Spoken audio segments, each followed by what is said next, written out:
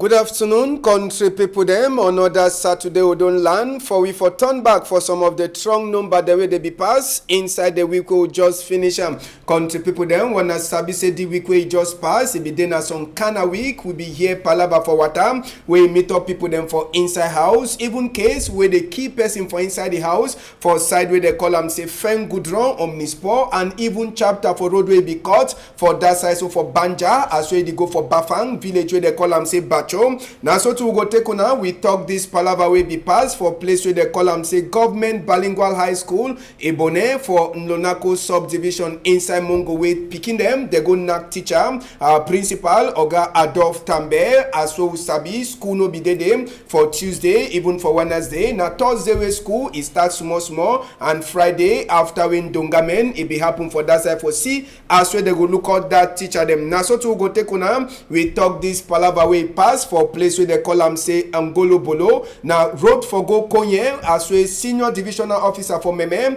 Ntu Ndong Shambalen it be go for go put new DO for Konye subdivision. All this story them plus small thing them we go bring them for pigeon debate where it pass all Saturday them.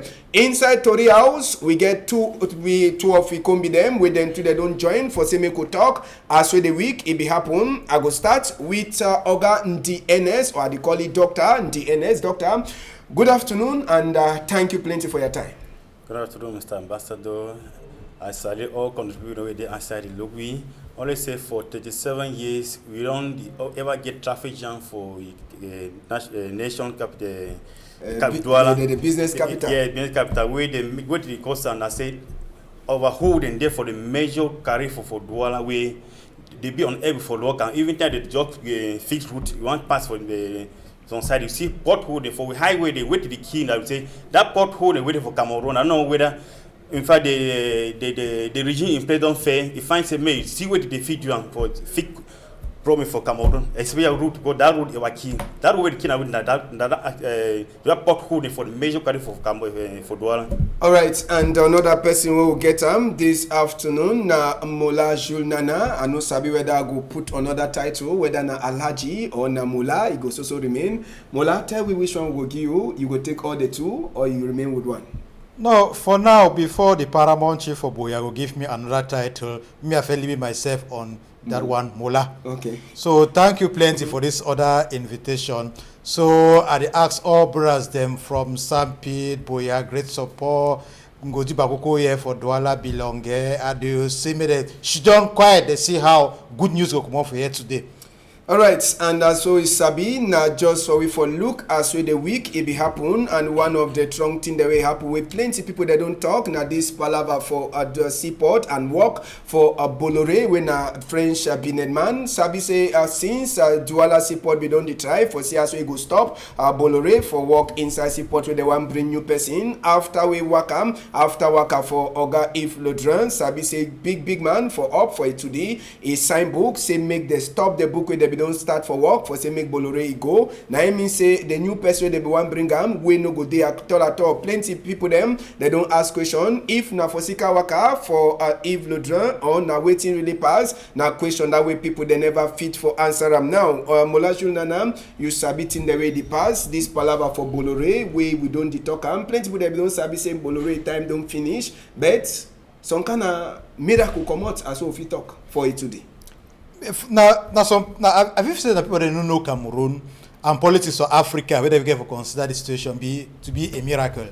Why? Because after the October 2018 elections of Cameroon, our president for Yaoundé no be get an opportunity for go France, no be received by president for France, Mr. Macron. And after this major national dialogue, where president decide for go France, go for Lyon. Will be now is good signal that for no things again for change. When they be talk say they should for put Bolloré out of Douala seaport. Person like me, I just laugh. I be know very well say this so the president for Yaoundé, if future political career be really depend on Bolloré presence or seaport. Deeply. Now why that when he go to Macron, he welcome me for Lyon. There be story. And most of I quite remember from 3 history champs, Mr. Tazi for John, for Justice Bukwango. We tell you say this, so the best way for control person that through indebtedness. When in debt that person, if he control it, who is to take it going to Marwa, come back, he So will follow you because when you make person made the owe you. made it owe you. So now why that time he reach now for Lyon, the way Macron holy, he welcome me fine. He say, oh, so at least I don't be recognized. Now we say, okay, Macron give you condition. So okay, for some may continue. Give we back that Douala seaport, we will continue. So now why they don't come, though the case still be pending for court, where they still try for see if Bolloré say no, enough just come out for port, so the case be pending. So when I see that service note or decree will be signed for suspend maybe the future decision concern person for control that port, I just laugh. I just know say that politics. All right, doctor, you said we don't follow the palaver. You hear palaver for Bolloré. It be surprise you when you hear say they don't talk say no go come out for country. Wait, no, it too surprised me, but this with president, if he takes some kind of decision, we not say me consider the population where they suffer. Bolloré don't favor. Yes, he don't use. We see port for plenty years then, and we don't tire ye. Can we talk say made it try different places to see whether we feel bring better change or the fit some people if he get some soup for their house to the job. But instead for Mr. B, I not say that he travel for Europe, being for God negotiate about Bolloré and then he personal selfish interest. He careless about the Cameroon where they suffer for Cameroon. That's a Bolloré you don't make on time. If I tell you to appoint person like director for the seaport, forgive they go ahead. That will not take some procedure. How you see bring new person for seaport controller. Instead now for a great surprise now they hear and say instead they don't give back that contract for Bolloré. Me the country conducting that and he will give more power again for in basic make an basic Cameroon money again. With no maritime give person power, give the position, give the power. Me be independent, work support the way it's all for worker. All right. Some talk the way that they ever talk say better make you remain with devil way you sabi. I'm down for angel, down for pure angel way you know sabi. So is it I say this, yeah, but I not believe say person will give for camp worse like ball. If for camp be better. Okay. But once you don't see how the way don't work with Cameroon, the way thing they go for country. Okay. But Ambassador, I would like a point of correction for brother NSA for the say this. So they never yet give that port for Bolloré. They don't just suspend the procedure. Though Bolloré will be among the five companies that we choose them. Mm-hmm. Yes. But now they don't just make suspend them first. They don't choose the person where he go control that port. Yeah, finally. They don't suspend him. So though now we own interpretation for no say since President Commode France, if he suspend him now because he wants to be Bolloré, it be in between, it be among the companies they for choose them before they choose the final one. So for now, and I'll be very happy too because when one talks to me person leave that kind management, but don't forget say Bolloré they recruit, he employ more than 4,500 Cameroonians. Just imagine if they put an end to that contract. Now more than 8,000 Cameroonians they go suffer. Because as one person they work 3 per day. One thing say different new person he not going to recruit you, not going to employ. He go employ. But one of the former ones that people don't get that experience, they don't reach now age or retirement. One thing we say all that many they work after the game only they get experience for work for the. I don't talk so, but it could be a continuity. But what of those people that they still work? It be like the same like the other companies that run closer. Now so, the effect of the centralized government there for your own the control. We eat that and I say that Douala will decide for the local person if you control. And I believe say Bolloré for say come back again for that position. If though you come back, if we rise up say me Bolloré not come back, I believe say the mass population will feel cause something. Me have me say me Bolloré not taking no position. But if we don't she don't quiet, then we will take them fully. All right, thank you plenty. That one are just corner side. We go enter for Tori proper. We go start with this what thing will be passed for side with the column say Fen Goudron Omnisport. Now for they will quota EN for Omnisport side. Some kind of what thing will they be meet up some Gondere 25-year-old where the column say Sylvie where they meet up for inside house where he don't die. And according to Tori we enter for we ES, I be say Tori house SF, he no be left for back. Tori house be dead. die. It be happen around that kind 1 o'clock. It be there now for Monday for inside the Fengudron Omnisport. But last country people them now only for evening time where it is so plenty population say they be last can gather. They say this CV country people them it be na person where it is so it be get picking one picking and it be the make small binet it be doing a call box and now we special K to them D1 they Sabina for make investigate for tell we say we get our own small FBI inside the country. They can all their cargo them that work thing that we be see them na thing then that way they so they get for use them for make investigate as way they come for that house where the girl he die as way tori be enter with EM people them for inside Fengudron Omnisport they be see Sylvie for morning time he be chop pop off then he go let the picking for school he come back he go buy soap for use and wash clothes he buy even egg them take and go for a house only for time where picking he don't close they want call CV he number no the pass if friend want go look am door they lock he want pass for window for spy he see that CV die body for ground where he tongue he dey for outside so he be na one way to them say they be get for can see investigate Sylvie 25 years old he be there for side where he be there na Christian for C for Presbyterian Church and picking for CYF as we tori enter for we EM so now just the tori that we happen for Sylvie for side for Fengudron Omnisport plenty they check say they like say na some person he can kill CV for that side as we they be meet up stone them they be meet up stone them for inside a house for corner place where they so they be kill am sabi say CV says as we die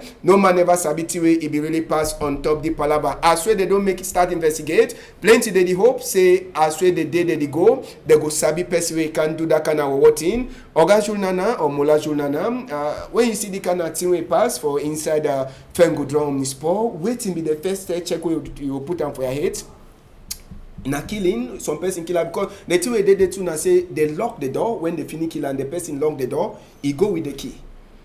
At this particular moment, I say police put them some specialists that they carry out an investigation regarding the person where he killed or the circumstances under which this guy be killed.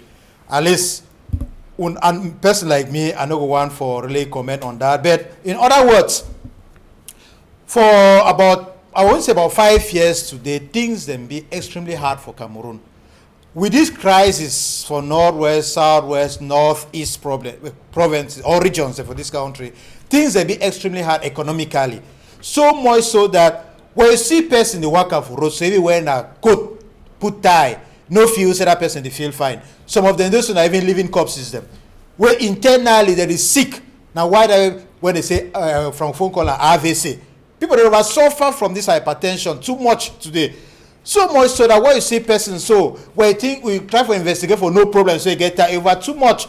So when we say person don't die so we just only talk say this so may his soul rest in peace. Why would the Westmay police people then just try for bring out the culprit? They try for catch the person where he do harm or for know why he do so. But you see a young girl when he dies so for this kind flower age it be a regret for this country.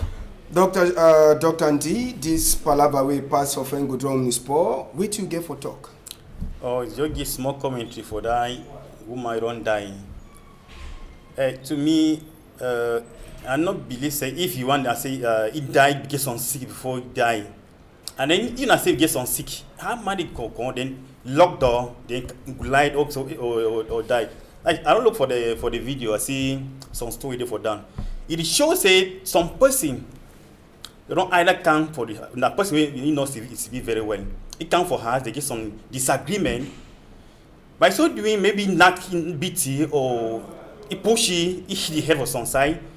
And if you want to look really for a past history for CV, we follow up see and the real way to make a CV can die. The kind say Joe die so person the way you don't show either your boyfriend or I know maybe some enemies, but what give for nice bring down human life for seek some problem in here. It been a very bad act with the person do. All right, we go left that palava for CV. Just now we go enter for chapter 2 for water.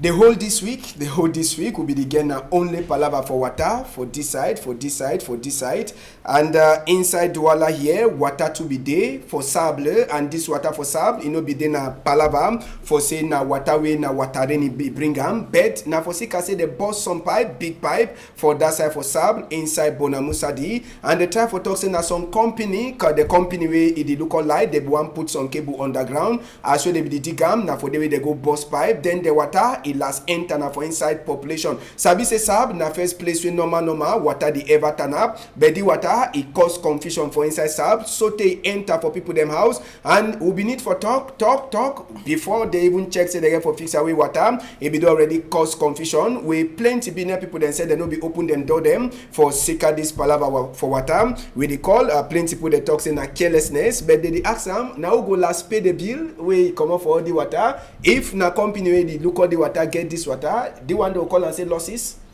No, I'm not talking like not business company get water fee get the they go pay the consequences. But that in New York they only pipe for down. They will get not for the one and with that in the snake the for company with the local water. So they for work in collaboration. So the way they actually dig the ground is go, they go show and say look out for that side. Some pipe they may not the way they go they dig the ground and may not destroy pipe them. Now carelessness for the side for the government and the company they install the cable them. Okay, and Mola Jules, this palava for Sable say Sable na first place we water the ever stand when doing before, then this one we can pass. Yes, I think I want try for even show an accusing finger first of all for the customer service so that company where they supply with water. Why? Because the customer service normally be get for the work 24 on 24, and they get for at least spread the number to all consumers them people that at least that they consume their services them so much so that if they see any pipe will get hole, they go call them and they get for the react promptly anytime where they see that kind of thing. For now, when we talk about the consequences them, the company, the government, even with the consumers them, we go bear the consequence. Why? Because now where the water they flow inside the various pipes, people they lack water for their houses. And if they lack water for their houses, it means they so at least they go waste more energy for get water from far away. The government too go suffer. Why? Because at this particular moment, you go say this water they come out from this pipe, it go destroy road, erosion. Now that road sometimes the road really fix and small throw ground.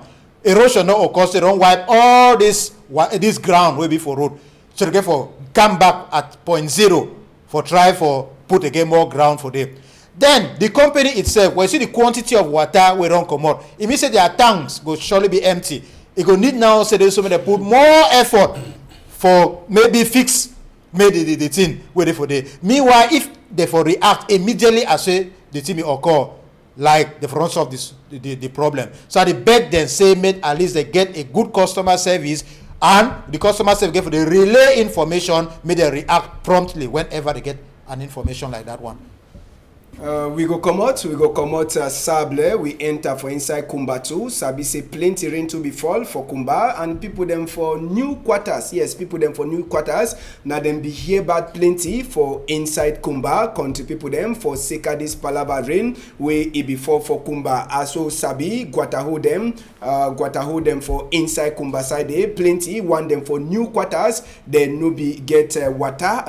Sabi say as well that new quarter as well the name says them. Say new quarters for inside Kumba, na so too water rain, it be remain on top. So plenty people there they be the cook, they be meet up water inside their chop as way we hear, as way Tori enter for we here for side for Kumba. So make we enter for Kumba just now for talk on top this palava in the proper with image. It be there na big thing, plenty people them house have. It be there na for inside water for sika palava say plenty rain. It be for inside Kumba. That one biscuitery. We'll take on a go for biscuitery for inside the place where they call them say Yawende. This one a quarter for Yawende way water. He enter for inside a quarter. Na small way for, but he make them plenty picking them where they turn back for school. They be get for waka na for inside water rain. Only for sika say Guataho they don't flop. And one of the person that will talk, he talk say people them for that place they no fit come out for go move dirty for inside the guata. They wait say make council can do am. So question the people they get for do am before they wait or now council get for sabi say Guataho then they don't flop for them for can clean up. No, Ambassador, I think say this, so we're not get for the throw. We're not get for the throw stone only on those people that be responsible for that. If you know clean your front door, you know expect some of the council come clean now. Because if you say you leave the thief your front door, now you are picking the offense, they will catch cholera before government one can say this, so they will give them free medicine. And before the one can start picking the feet die. Now for just talk say this, so yes, the drainage system for some quarter they be extremely poor. Be extremely poor. Any man for she don't say things say this, so this got away from my front door. If rainfall or water one pass, that water will be able for pass. That runoff will be able for pass so you don't get any hindrance. You gotta start think of that. You say you know carry a dirty, block your gutter. They expect some council come over. Yes, council get the own part for play. But if now we get for start first for put with environments and clean. Then secondly, I will be talking say the building plan for certain places then for this Cameroon, it be extremely poor. Extremely poor in the sense that so when one bill get for understand, so ask yourself say so place me at the bill. What time you come out for this person in the house? If this say come for it, go pass outside, my own go pass outside, and it go end up for go for outside. You go see a person who can build a house or place it, if run off come out, it go end up for day. It go block them. It ask yourself say so next time go be in a house. And you go even discover and say some people they for the way they even build their toilets, then they put a pipe where the pipe go for enter and inside gutter. Then forget for no say this, so it rainfall, that runoff, that flood, they say they go suffer. So I just beg any man to be very conscious. No business say poor day Cameroon where we go build anything or they'll show you any plot. Even if we say that for some valley, you just go buy and build your house because you define place to stay. No, we get for be disciplined for this country. Okay, they see image for Kumba now, and the one we some for Yaoundé, Biscuiterie, all them, na town them we when you hear the name them, na town they normal. This kind of thing no get for the past for day. If you look and find, see and say no that all the time with that water they flow so. That is it really shows say we lack the town planning. Council need control the town them to see how people will be their hazard.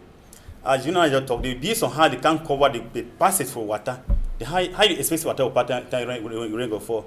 And again, with population, they move the for their house instead for trying for Isaac and they have those being they try and careless anyhow and then they block water now. What as bring the fauna water, they only push and then they block the system, the drainage system.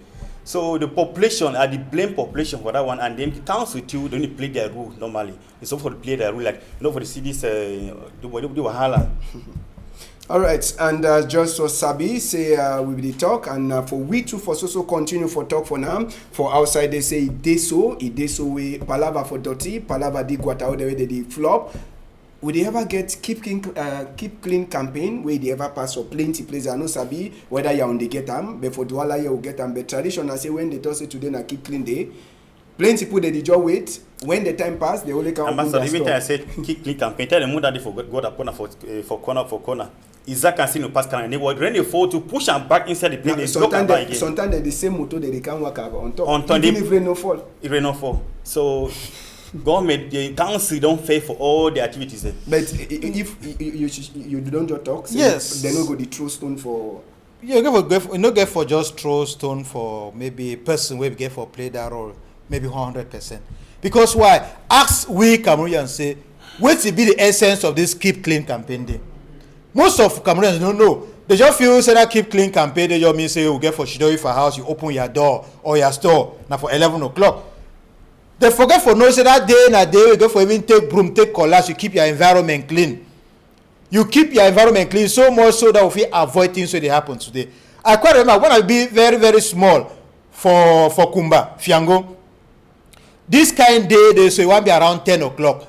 Council workers they come for houses them can make a control even right up to our toilets for see if we say it be clean. And person on toilet will be dirty, they be sanctioning. They work for receiving stray goats them and dogs. They catch and go put them for council. You go pay before you take them. Now just say this, so with this economic crisis, with the budget, I say mayors the complaints the budget will be allocated for them for do some certain work. They be very small. They not be able for do this. But I just beg all Cameroonians, but be very, very conscious for what to get for do. You go now for, I think for example, you go for Douala, person get a land, big land, space day. They go prefer for say so. He move napkin for small bikini last. He go try for road the way Isaac and can carry him. Meanwhile, if you even dig hole for a place, it make manure for plants for the. I be very, very achy. When we feel say that Isaka workers, they no be up these workers that they get carry the teeth, no be human beings.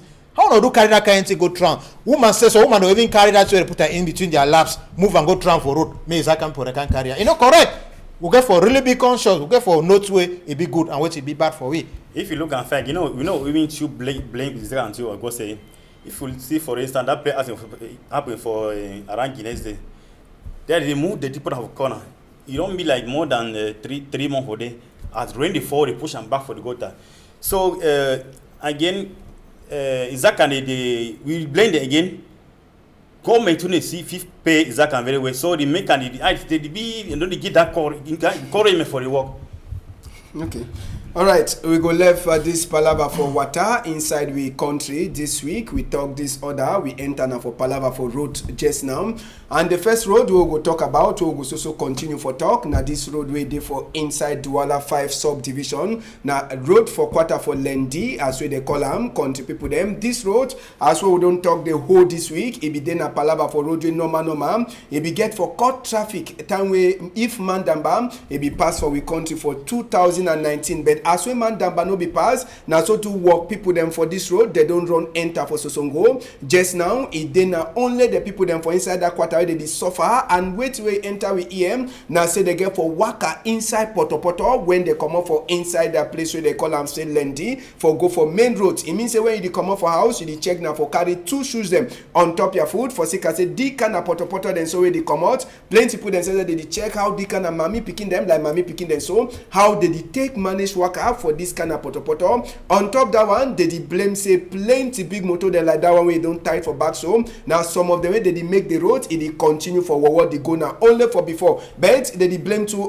now where never make follow up on top this road. They say now road way normal if Mandamba be happen for Cameroon for 2019 automatic this road if for pass better for say na road way they be the fix am with plan say it go help population the for waka fine with traffic you know go over there. Now this kind of work this kind of thing the way they see doctor is can actually correct company to go let the work it wrong go in. Yes, ambassador, I say go follow continue the for Ghana for we. That is, I quite remember before the mandam even happen. They say don't say one bag cement. They buy one bag cement of 16,500 francs. Up to date, they no matter follow up a cash person way the gear contract. If they get that follow, they move that follow control. Committee they go follow up. Who will get the contract? Who signed the contract? Who be the person be in charge for the route? Who say they? So the research say government they be negligent for all. If they move money, they careless for control. We see how the money don't work, how it don't go in. So they don't fair for all that what aspect. Now you talk palava. Maybe we'll turn back for talk with you. But Mola Jules, when you see this kind of condition, I miss the checks. Maybe even the people that they give the work for sick. I say they know they go free all time. They know sabi say nothing that they pass. They know very well nothing that they pass. Now, one of the consequences of this, the postponement of this organization of African Nations Cup for Cameroon, this. Why? Because with this African Nations Cup, so many entrepreneurs borrow money for banks them for undertake some certain work. So, and there be big conditions. So when they go finish, they will reach about some certain level before they give them part of that contract money. And ever since they postpone them, where maybe politicians they put them in quote glissement. Say it's light. Yes, say it's light. Kene date it don't be. Now the consequences in this, the contractors don't get money for continue.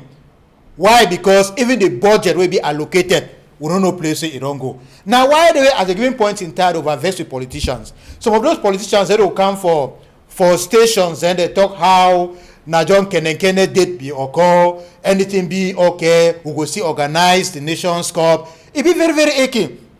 And when I see this road for Lenzi, I think about my junior brother Ngampet, Ludovic Nomi, and Tata Kofi, where they stay for that side. I see how they suffer before they want to reach for their houses, all because of politics.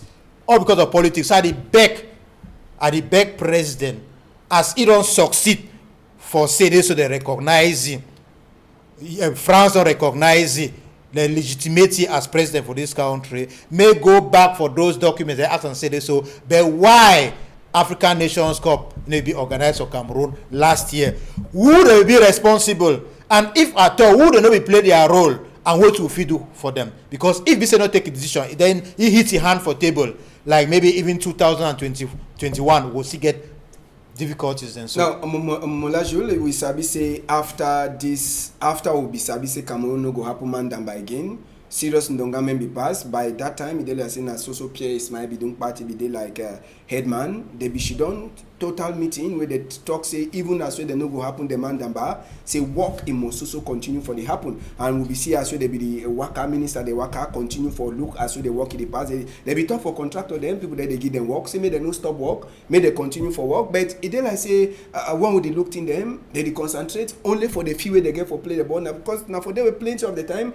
Even when Minister for Sport, whenever he had before we say a Minister for Roads or any other person don't come out for go look roads high day, hospital high day, we the only see na Ndamba side. Then I say na only field where would they concentrate on top. We know sabi say hospital day, road to day, and so that's small thing there for corner.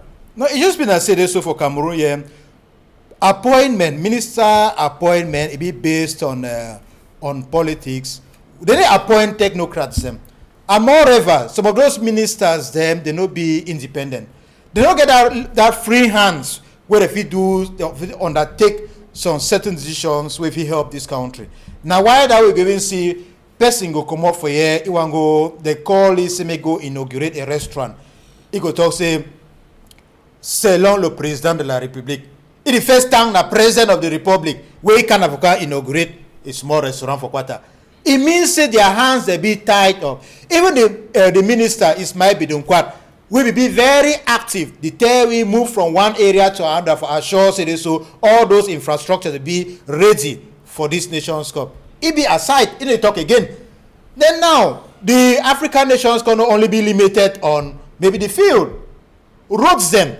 Take for example this road between Tradex village to Yassa Dibamba. Till date, they never yet do even up to 10%. Meanwhile, they will already if at all say that Nations Cup get for play for 2019 for do how now nothing, and ministers they see pass today. They for do Cotanella. They for do Cotanella. Then they say Japoma, the stadium it be almost like some 51% ready. No 90 something. No, they fee self with the tongue and the fee. Okay, but meanwhile it be a complex. If you see the program for day, apart from the field, you get other infrastructures. Now only the field, it be ready. People go pass outside for enter inside field. They go sleep for outside before they want go play for that field. So it be very disturbing. They ask themselves, say this, so if we really done for this country.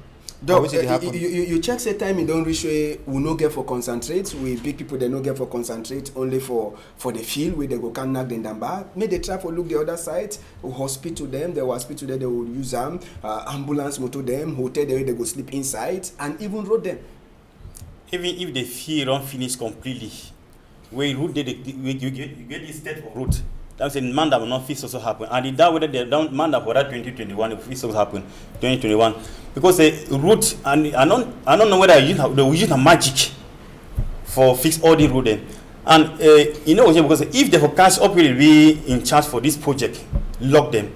Those time they go lock them, they take the money back. Then put new people there. Put new people there for the phone. And in fact knock them, they just stick one day very way that deal the free change. If they catch they only go lock them. You figure ahead and they don't know ask for the one. There was society and it will continue and so. Now and just for Sabi say even if the Mandamba, Limbe, now one of the plays in that, if they get for play that route, maybe we know the talk am over, but plenty motor them whether they go Limbe, normal road where they ever pass or go southwest, that route, or motor then they Dojana, they pass na road where they go for west or Banga side, then they go they do pass for Conshot. For Sika say the road it don't overwar, and just for corner day they don't jog come on for fixed road, the main road will come out from Douala. So na big problem to that what they talk am just now. for place where they call them say Banja to Bafang village, where they call them say Bacho. Now for the two-way road, it be cut into two half as soon as they see them so it make them people they no be fit for work inside this week will just come up for day. And now for sika waiting, Guata way be there for under they be use na aluminium iron or aluminium way be for under way water be the pass, and it show say OH if you don't catch aluminium for sika heavy motor there they pass, and the kind of force way they use and pass with the motor if you first start na small last all the two side them for Bacho it last broke, and we hear say minister say for Palava for road Emmanuel Ganunjume see if you go them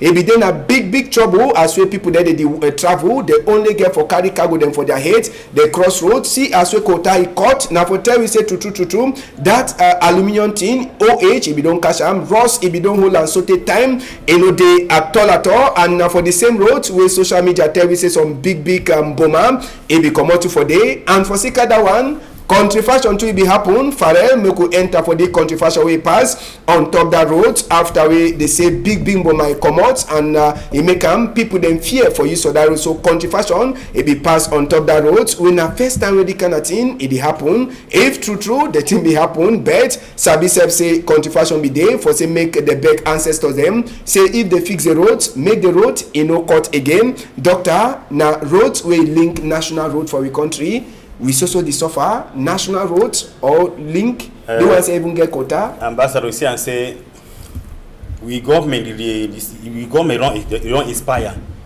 Then aside the God they talk but we know it on we know the year but we know we know the year. Yes, the whole almost all for Cameroon expire. They say at the regional expire they don't want to lead the power but give the young generation where they figure that energy for because if they for control their road and they see whether they all bridge them they figure with danger or not. That is when attempting the wrong was before they can they say they want fix and then temporary one they will not even first day. So the government lack that energy for the worker. Or we put the government don't be like saying now foreign that the government Cameroon because I believe in that Cameroon we govern Cameroon here. Like all this not for the happen all the time as it happens so. Mola Jules, that road for Bacho na village way between Banja and Bafang will be cut. As I say, be the follow that story as will be the happen. Yes, for sure. I really follow up this story, but I want try for know. I try for ask myself if problem be now with the reports where the regional delegate for West be sent them for the Minister of Public Works before you know respect we write them for them, or na say hands be tied off. Why? Because if even road get a lifespan. Not to talk of the aluminium will be under this road. That aluminium they under this road, it will already be expired. So likewise, any other road for country, we will put aluminium bridge for under. Now, so they get for even try for the check the dates they put them. Then they see if the expiring date already reach. Then they start replace them immediately. They not get for wait say make it broke first before they can make all this kind of thing public. Thing where they make them for them. Now they don't go call what they call and say kungang. Make them for year for come move snake. For me, not just a way for spend money. They spend money for nothing. Because I don't see any reason why kungang get for come for them. You don't get anything for that snake they so who's that the snake there? Yes, na bush snake 15 leaf for them. Who knows if they say na so them na them come for night can put that snake for daytime they can move them. So they put a clap for them, then maybe government give them money for the road wrong play. So all that things are just an aside. They just want distract way. What to be important and say this road don't broke. And if that road don't spoil, maybe they just find way for say they get for arrange them. And they see other roads there where they get metal bridges there under. They try for look the dates they get for expire. They change them. Now all that. No, say try for quarter we talk say that snake you don't make an road. No, that snake. Maybe they don't need full way snake don't use whatsoever. The road don't expire ever since, but the KLS for can fix them back. Now, thing that we did, the road expire since snake not get no harm for day. Now no more snake. We pass see.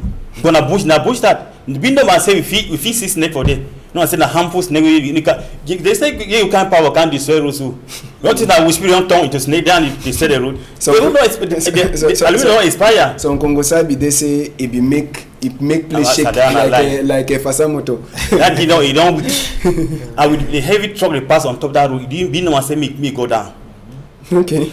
All right, we go left this palaver for road, and with the prayer say better thing go follow after we talk on top that palaver. We go take una now. We tell on a complete story too for government bilingual high school for Ibone.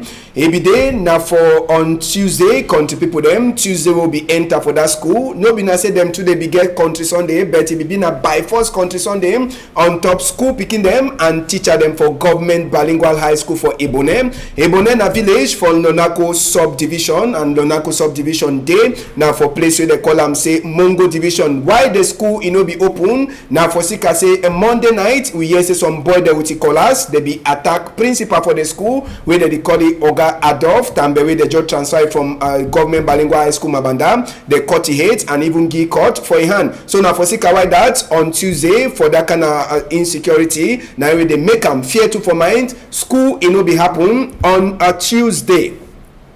And just for Sabi say we'll be follow this palaver for inside the government bilingual high school for Ibone. We'll be turned back for day for Wednesday for see as well the place it day, and for Wednesday we'll be turned back for that government bilingual high school for Ibone. Make we show na the image will be meet up as we'll be turned back for day for Wednesday after we school no be happen. On Wednesday we'll be turn we meet up picking them where they be tie hat they can school for can see whether true school it day bet last even that Wednesday SSF school no be happen, but will be meet up near them for all corner. Ndongamen serious one. It be happen for inside school where they be try for check. Will be here say a delegate we get hand for college book. It be day and even DOSSF it be day plus other lead them for inside day. Principal house where they be enter for day near them to they be try for go look for see as we they picking them or people there they enter for the school they be pass now for on top ceiling. So just now it be then a palava for talk say make security day and they be blame na picking them for inside the same place. No be na the first principal where they attack them. They say even the other principal they be don't be them. Now the same thing, and the good thing for them now say they don't already sabi say now people them for inside the village where they like say they no like when school it go on, and according to it one of the teacher them be talk it they like say some early the day where they put the picking them for back say that school no get for happen doctor this kind of fine school plenty village they way they define that kind of fine block they know the CM but for some other side other people they pass through small picking them for saving me they push them. Wait till you get for talk on top this palaver way you hear them inside the week for that school. Yeah, they say on the first time whether that incident happened. The first one happened. Which kind of measure government taken for stop the incident? Maybe I know cut you short, but they like say the first one happen, it no be over spread as we do and it don't happen. So I be saying that they change. Yeah, think they change. And also this crisis of Cameroon and good crisis again don't come in the way the insecurity. And the state government people they don't come for Cameroon now. It promote all that kind of insecurity then. I'm probably in internet inside in fact for the whole village now the cause atrocity for the we eat the for really the for solve the crisis like all this thing then for CCP handle very well and nothing happens so government I can blame government for the lack of insecurity for the security for Cameroon. Instead now with the make sure they don't install they put military for all sides for the major school the way they easy to get problem. They then for solve the problem for get enough military number they guide the school then. It will be like say they some particular business the way they make away they don't fit stop the crisis. Make till they can work and find. All right, Mola Julnana, you I don't talk the whole story as it happen and as we end. But thank God say Thursday and Friday school start happen small for that side. But when you be hear the story, person wey just come new, they attack him, give cut for head, give cut for hand. Palava for insecurity, they say so the security go days. Now then school will start. Yes, when we look deeply into this problem, we understand say this so one. Something be very wrong regarding our security officers. Either they're already tired or the number of persons where they be transferred for this place, they no be enough for secure human beings them and their properties. Because I don't understand say this so from that report, it shows say no not the very first time with this police come. And I really respect, I know how competent who police for them they be whenever they be determined for carry out an investigation. But it surprised me that say so if at all it don't ever happen. For this particular man, they fit already carry out an investigation, so they know say this so now this person and this person they be suspects them. and therefore even find way for prevent may not happen again. Then if we so turn about this insecurity situation, yes, not just a beginning for Cameroon now. We feel say so the two regions them will be marked by the crisis. All the young boys them, all the people that stay for that area, we don't run, they do outside now. Place of the day, now they feed them, they sleep for outside. How do they occupy their days them? Now why that? Some persons say an idle mind is a devil's workshop. It means say so. Just imagine a young boy or a man will be for Kumba. If he get about some 6 children because of this crisis, he run with picking them, he come Douala. He go come now for Douala or he go and Samba. He get for rent house, maybe now a studio for stay with 6 picking them for inside. You don't get anything for chop. You don't get well, you don't even get that means for pay rent. Devil if he touch his mind. So that may find himself for this kind of situation. So the best solution now say they put an end to this crisis, or they will see how they feel occupy, they create jobs for these IDPs then, so that at least they feel occupy their minds, they forget about the difficulties, they put that difficulties then behind, they think about the future. So now the consequences then this. Okay, Doc. Yeah, I tell you, look and find it really shows we top official where they get interest, their personal interest for the crisis. Then they make and say make the crisis not stop. Even the Amber Father for post, they get their own personal interest. So if they stop the safety interest, say where we should do, we stop the crisis. And not believe say when we make 2 days where the crisis not go feed it. And so they get their personal interest, those officials for up. They know what they benefit from this crisis. Now when all the insecurity happen for Kamusu, next time if they not take measure, I'm saying next time again, you feel I say don't kill either the principal or the next principal pick up for the school again. Yeah, so make government take measure, see how they feel secure that school then. And we send a big call for Minister for College Book, Paulina Lovalyonga, who sabi say don't ever they present any service on kind of thing happen. We the pray say one day he go check sense for reach for government bilingual high school for Ebone for try for CTA happen principal Oga Adolf Tambe he dey fine now, but he dey ask for security and for say one of them na palava say make they build fence for inside that school so that they fit catch any person where he come for do any thing. No be na only teacher them. Even school picking them, we hear say this same boy them, they attack them, take their bag, take their money, we they give them for chop. So we the pray say security, he enter for inside that school. We go take una now go for Ezeka, country people them. This week, number 21 day be passed, we be there now for Monday. And remember this train accident will be passed for that side for Ezeka. We'll be turned back for see whether something don't change. Place where accident be happen, na bush, it don't cover them. The train house them, they also there for train station for Ezeka, and on top that one, they be talk say they go build some place where now for member that people them. They be don't launch, they be don't put foundation stone since, but the work it happen, the thing it never so finish. We be come up for this side, sabi say plenty population that they vex for Ezeka, for Ezeka say they say come now, he don't abandon all thing where they be talk say they go do them. We come up for they go for hospital for Ezeka when now for the first 6 people that be there, the hospital it never so change. All thing is also they were bed is also the same. No, nothing never change. So all the one then so it don't make and pick with them for Ezeka. Then too they ask na question whether Ngomna it don't forget promise where they begin for them or na say na they only work na small before they enter for this. Sabi say before this big day, another anniversary for inside train, another big lawyer, it be write book for talk say they so report for this accident. It no be don't enter Nkunkuma hand. Now the thing that we talk. Through that photo, video, I really see and say, I don't know, and I ask myself whether that hospital is still function, but that is Ezeka sign. The way Buson grew for it is still function. And you see the work. They see work before Bush. If the personnel they know if he clear that route, that Bush to the only one with the on government, and that money they don't start and so they don't invest that money. The money not still be again. The money still they begin. But at least the thing don't stand.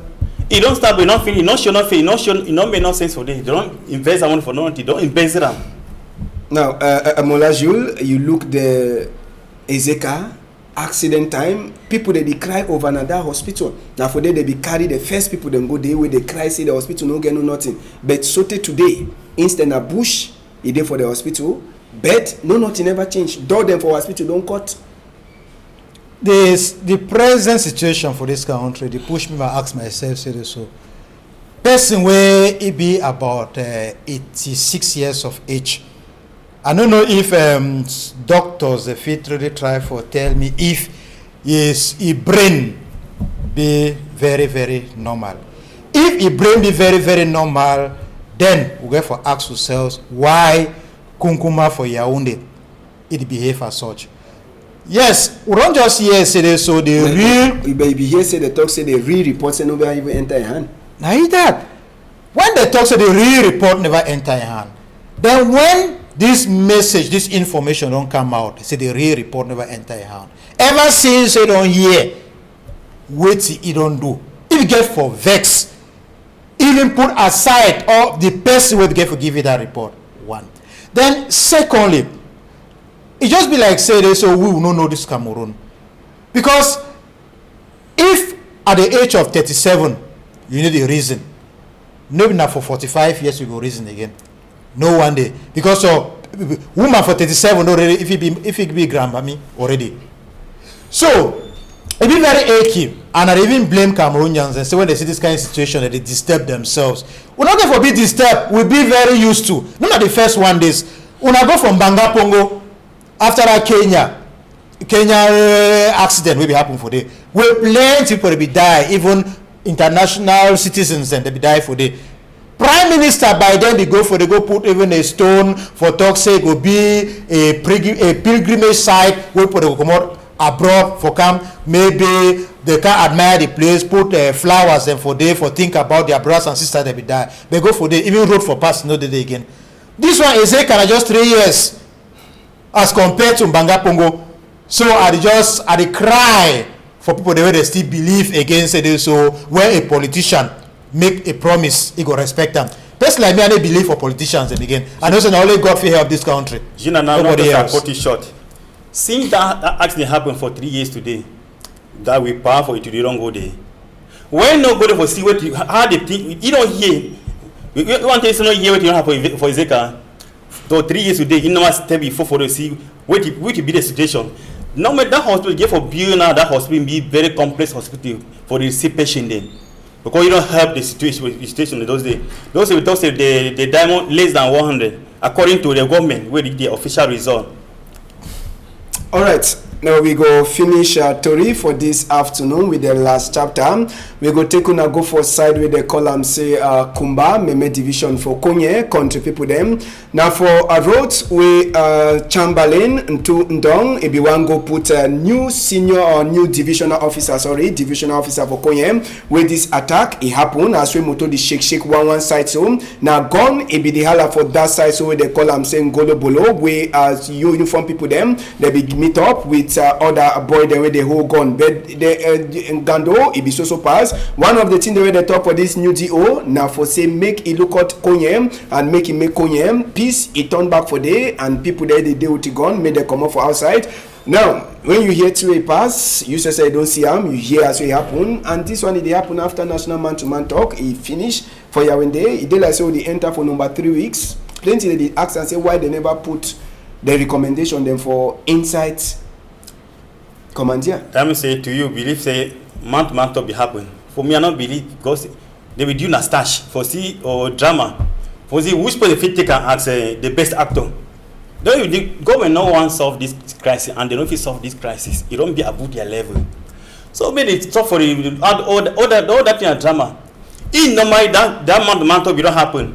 We not for the see again governor GO SDO the one go install GO for that subdivision. Then they attack Kisu. The really show say no man-to-man never happen. And for say me happen, they get for whole an inclusive dialogue where all man get for be on top of that table. Ambazonian fighter, the like the public himself, all come on and get for on. Don't get for they move so sick for are you for prison. All man they for both the commercial on that table. They discuss all things, secessionists, decentralization and federation. They come into agreement. They don't go that dialogue. They will get their agenda where they give for impose on them. You need to call on that dialogue. Then one dialogue person, you give your own point of view. I give my own point of view. Then at the end we decide. We choose one among all that suggestion. Then, but if it happen and so They can't talk. They make them. They wanna move now. Last Bailey talk with the who say thing they will take a point of view. Where at the end they go for bag, move them. They won't prepare before they uncle who the man-to-man talk. They don't hold the conclusion. Say now the way they give impose or they agree. And if they accept, they say the federation today where the majority answer. I believe that guy for Bush, they don't think get up again for come again. They attack SDO for going any place again.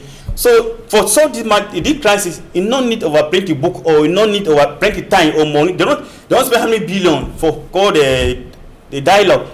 And now with testimony they use answer. So maybe they sit down, Mr. Pobia as he did it, and Billy said even though they see we like the men they see we. So many tell you say me they should down again. Or they only get for cool national man talk again. Okay. Me John Moore degree say, okay, and from today, we don't decide say that federation way with the accent, two-state federation way with the accent, you don't get. So we say and say, go on they will be down, and then we withdraw all the troops from nowhere and southwest. We say and say, think they will be fine. The next day we say the whole school will be full. Okay, Mola Jules, this attack will happen again. People they pray. Even governor for Norwest, he get the same attack. We be go install SDO. People they ask him if the man-to-man talk, it be really sweet people them for down as we they call them for ground zero. This major man-to-man talk at the level of the presidency, their objective will be attained.